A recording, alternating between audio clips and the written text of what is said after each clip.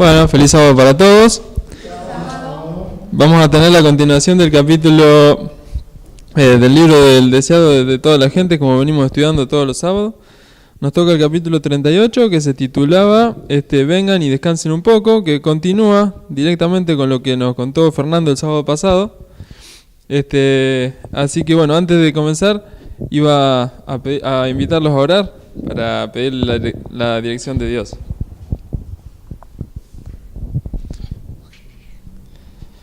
Padre nuestro que está en los cielos, le damos las gracias por un sábado que nos regala para poder reunirnos para adorar.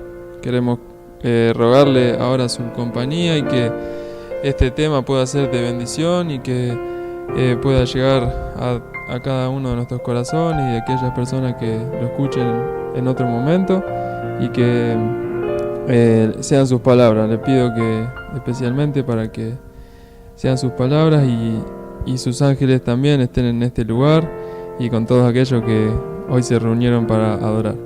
En el nombre de Jesús se lo agradezco y lo pido todo. Amén.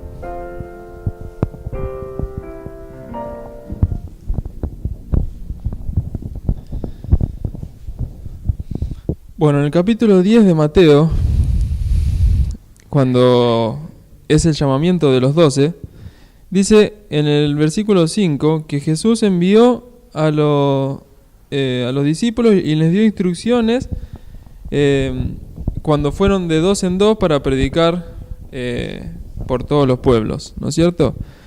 Ahí es donde habíamos quedado la semana pasada, y en este capítulo que nos toca hoy, como el título lo dice, que se llama Vengan y descansen un poco, Jesús los llama al campo, a un lugar apartado para estar solos con sus discípulos y descansar un poco.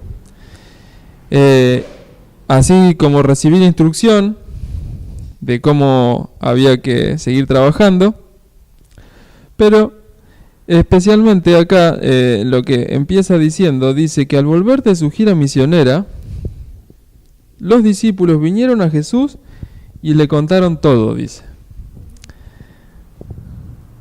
Su relación íntima con él los animaba a presentarle todos los incidentes, favorables y desfavorables, que les ocurrieran. El gozo que sentía al ver los resultados de sus labores y el pesar que les causaban sus fracasos y faltas y debilidades. Dice que los discípulos vinieron a Jesús y le contaron todo, ¿no es cierto? Las cosas lindas que les habían pasado y las cosas negativas. Y esta es una primera lección que saco, primero para mí, ¿no es cierto? Porque como habíamos mencionado el sábado pasado, nosotros tenemos la costumbre muchas veces de comentar cosas negativas con otras personas, ¿no es cierto? Y el consejo que se nos da es que cuando nosotros hablamos con las personas, que hablemos de cosas positivas, no de las cosas feas ni negativas, porque la persona que nos escucha no puede hacer nada por nosotros. El único que puede hacer algo es Jesús. Además de que nosotros estamos mal y le llevamos el mal a la persona que se lo contamos. Sí, no tiene sentido. Ese es un consejo que Jesús nos da, ¿no? Muchas veces. Dice que en otro libro, ¿no?, que se llama El colportorio evangélico, dice, hablando de contarle a Jesús, ¿no es cierto?, todas las cosas, dice: nadie que haga esto, que haga de Dios su confidente, caerá presa del enemigo. Contarle todo a Dios en oración. Y en Joya de los Testimonios, tomo 2, página 60, dice: a nadie fuera de Jesús deberíamos hacer nuestro confidente. A Jesús le tenemos que contar todas las cosas. Cuando está Jesús, ¿no es cierto?, sigue contándonos que está Jesús con los discípulos y los lleva a un lugar tranquilo, a solas. Estaban a solas ellos con Jesús, y así es como Jesús quiere estar con nosotros, pero solamente puede hacerlo con aquellos que quieren obedecerle y que buscan hacer la voluntad de Él. No puede estar con los que están en otra, con los que están en los intereses de este mundo, preocupados por hacer tesoros en la tierra. Dice, ahora Cristo anhelaba recogimiento para poder estar con sus discípulos porque tenía mucho que decirles. Jesús, así como nosotros hoy en día, si nos ponemos en el lugar de los discípulos, dice que tiene muchos prejuicios que destruir. Por ejemplo, en este momento, en este contexto, dice que el prejuicio que había era ventilar todo lo que se hacía. Por ejemplo, ellos habían ido a trabajar y que anden por todos lados diciendo yo hice esto, yo hice aquello, yo ayuno, yo doy limosna. O sea, todo eso era lo que ellos habían aprendido de los fariseos, porque ellos hacían oraciones en la esquina en voz alta, todo para que los vean, ¿no es cierto? Entonces Jesús tenía muchos prejuicios que destruir y dice que así como Moisés estuvo en el desierto, que como David estuvo en las colinas de Judá, Elías a orilla del arroyo, etc., ¿no es cierto? Los discípulos necesitaban apartarse del escenario de su intensa actividad para comulgar con Cristo, con la naturaleza y con su propio corazón. Muchas veces nosotros, por ejemplo, esta semana se dio acá un taller y hoy estuvimos hablando de que sentimos de que nos tenemos que reunir antes para orar, para que Dios dirija esa charla, para que las personas salgan bendecidas y que lo puedan llegar a conocer, ¿no es cierto? Pero a veces no tenemos tiempo y por diversos motivos que cada uno conoce, no se puede hacer como uno quisiera, ¿no es cierto? Acá nos cuenta que Jesús no era una persona que tenía tiempo de sobra, sin embargo, dice que él a menudo se encontraba en oración, se levantaba temprano para ir a solas y orar con su Padre, para tener fuerzas y para que Dios dirija la obra que él hacía. Ese es el propósito de Cristo para nosotros, que procuremos tener más tiempo para hacer su tarea. Dice también que cuando acá los llama y les dice que vengan a descansar un poco, no era un descanso para egoísta ni complaciente de ellos mismos, sino que dice que el tiempo que pasaron en retiro no lo dedicaron a buscar placeres, sino que conversaron acerca de la obra de Dios y la posibilidad de cómo alcanzar mayor eficacia, de cómo llegar a más personas. Y ahora quería compartir voy a compartir unas citas de palabras de vida del gran maestro.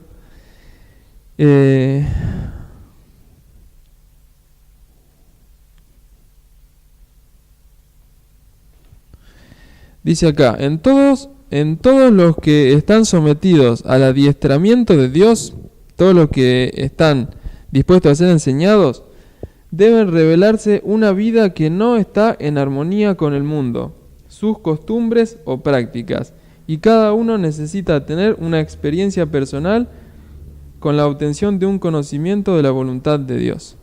Por eso es que decimos que Jesús necesitaba destruir muchos prejuicios. Por ejemplo, en ese momento mencionamos los prejuicios que tenían los discípulos por cómo habían sido enseñados muchas veces por los fariseos, por lo que ellos veían. Y nosotros, hoy en día, cada uno sabrá, pero necesitamos ser adiestrados por Dios, porque Él necesita gente que no esté en armonía con el mundo, con sus costumbres y sus prácticas. En ese contexto quería leer una cita de la página 79 del libro Palabras de Vida del Gran Maestro, que a muchos se las compartí ayer, pero ahora la voy a leer un poco más completa. En relación a la relación que nosotros tenemos con el mundo, cuáles son nuestros deseos y prácticas. Fíjense lo que dice acá. Dice, el predominio de un deseo pecaminoso revela que el alma está engañada. A mí me llamó la atención esto, porque un deseo pecaminoso no es por ahí robar o mentirle a alguien o quién sabe qué cosas uno puede pensar, ¿no? Es cualquier cosa que no esté en completa relación o aprobado por Dios. Eso es un deseo pecaminoso. Cada vez que se cede a dicho deseo, se refuerza la aversión del alma contra Dios.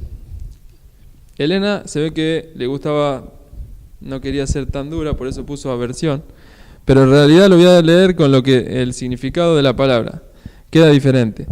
Dice, cada vez que se cede a dicho deseo, se refuerza el odio hacia Dios o el asco hacia Dios. Cuando uno hace algo que está en contra de la voluntad de Dios, es que tenemos asco para con Él, que lo odiamos.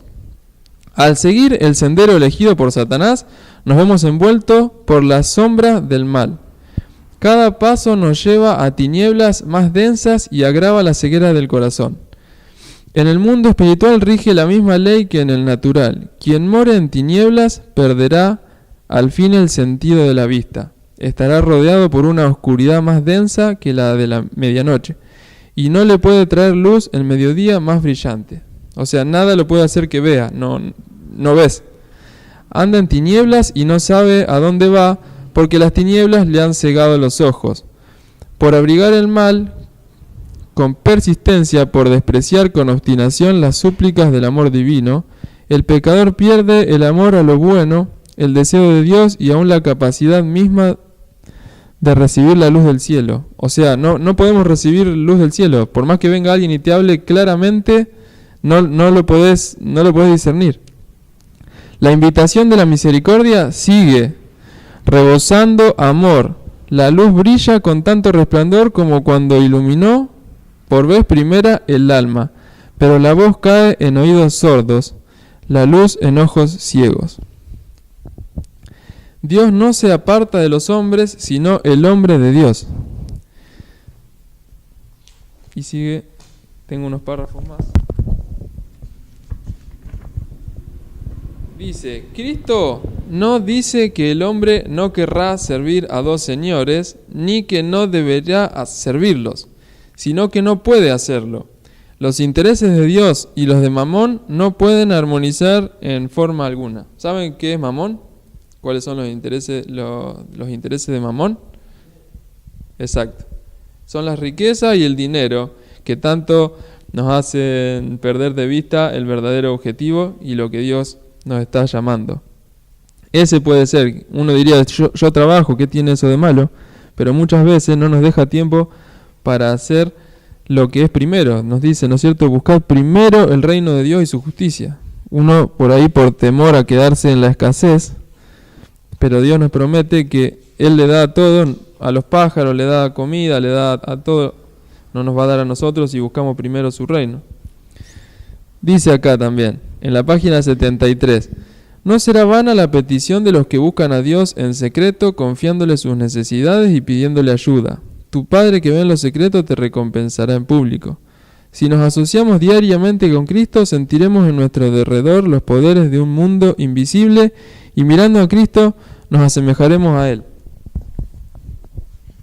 Dice, contemplándolo seremos transformados.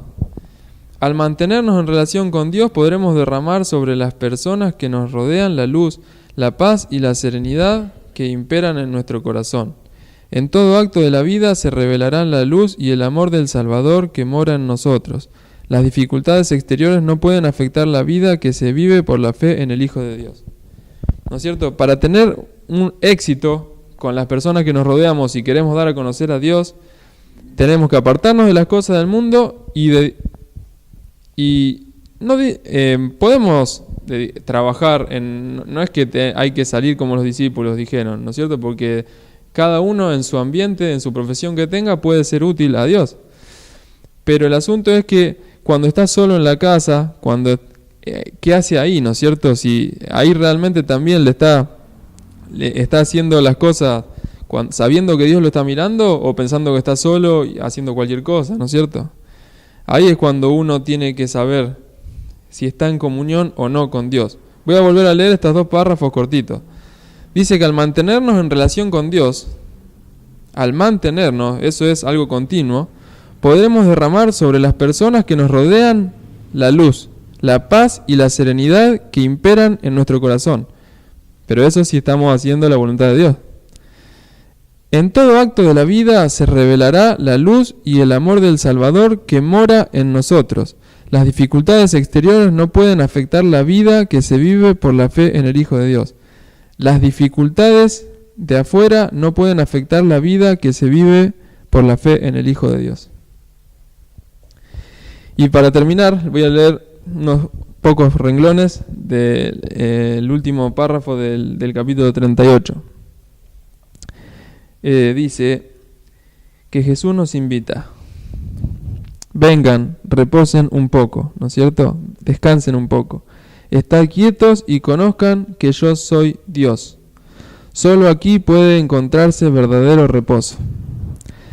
Y esta es la preparación eficaz para todo trabajo a realizar para Dios. En medio de la muchedumbre apresurada y la tensión de las intensas actividades de la vida, el alma que es así refrigerada quedará rodeada de una atmósfera de luz y de paz. La vida respirará fragancia y revelará un poder divino que alcanzará los corazones de los hombres. Y en 1 de Juan 2, ahí también nos da la clave, ¿no? Dice en el versículo 1 de Juan 2:10, creo que era.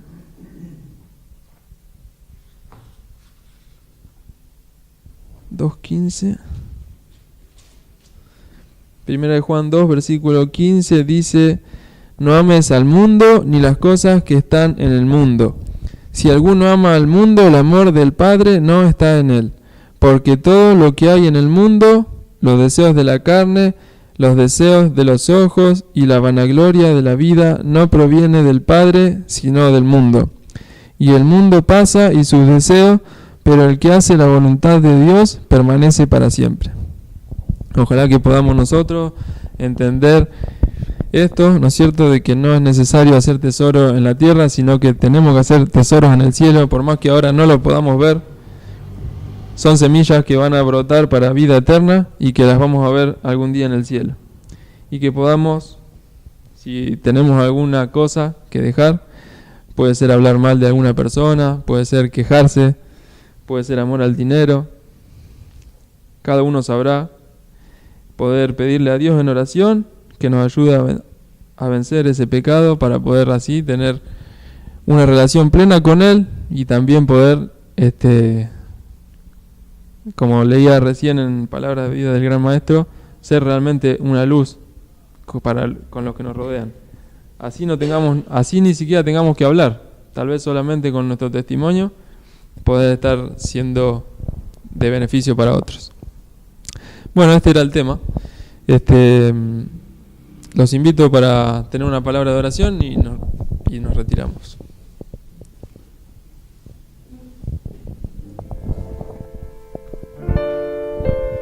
Padre nuestro, le damos las gracias por la palabra que nos da, por toda la luz que nos ha dejado, que nos ayuda para darnos cuenta de nuestro pecado y de que nos zarandea para despertarnos y dejar las cosas que estábamos haciendo mal, para nacer de nuevo, para volver a empezar de una nueva vida, tener un nuevo corazón que esté en armonía con lo que usted nos dejó para nuestro bien, para poder también ser felices, tener una vida plena, por más que estén pasando las calamidades y cómo está todo, y poder también llevar esta luz, esta preciosa verdad a un mundo que perece, que está convulsivado, que está triste. Lo podemos ver en la calle, como hay agresividad, que hay infelicidad, Padre. Ayúdenos para poder transmitir esta luz, estas hermosas verdades que tenemos el privilegio de tener. Ayúdenos a dejar las cosas que estamos haciendo mal, todo lo de este mundo. Cada uno sabe lo que sus debilidades, sus pecados. Ayúdenos a dejarlo para siempre, a no seguir transando a no seguir en tibieza jugando con los dos lados, Padre. Lo rogamos todo y se lo pedimos, se lo suplico sin merecerlo. En el nombre precioso de su amado Hijo Jesús. Amén.